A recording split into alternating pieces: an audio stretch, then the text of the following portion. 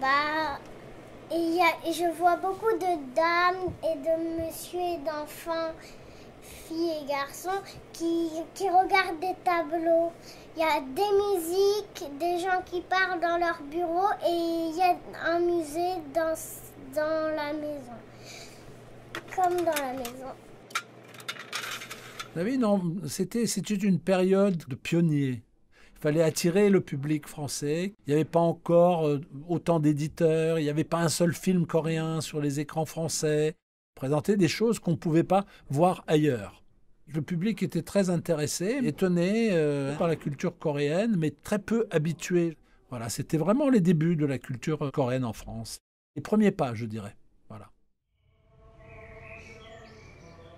Le centre a été initiateur de beaucoup de projets, notamment dans le domaine du cinéma en 1993, pour la première fois dans l'histoire des relations culturelles franco-coréennes.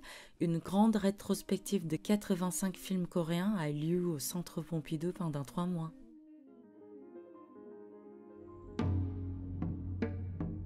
En 1999, le Festival d'Avignon invite pour la première fois un grand spectacle coréen.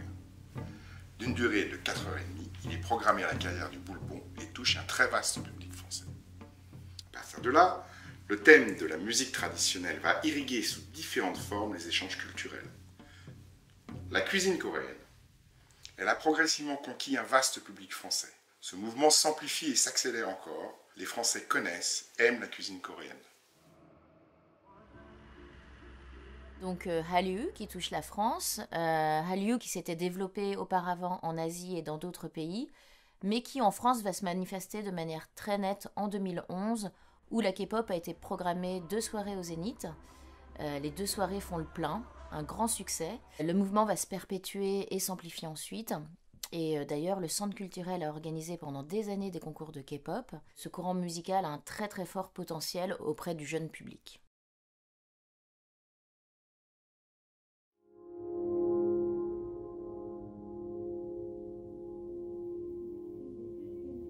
Quelque chose de complètement fou, hyper surprenant et vraiment dans l'innovation. Un mélange fascinant. Une culture de la modernité qui ne met pas à l'écart ses traditions. Très dynamique, très chaleureux. Au raffinement, à l'élégance. Cinéma, gastronomie, K-pop, drama. Dans les designs, les vêtements, beaucoup de très très bons artistes contemporains justement. Une très longue histoire, ne serait-ce que par rapport à l'écriture, la langue et... Plein d'enthousiasme, spontanéité. Une bonne programmation artistique, musicale. Des concerts de K-pop, des activités pour les jeunes aussi. Qu'on voit ce qu'on ne pourrait pas voir dans un petit voyage. Découvrir la Corée d'une manière différente. Ça me fait rêver.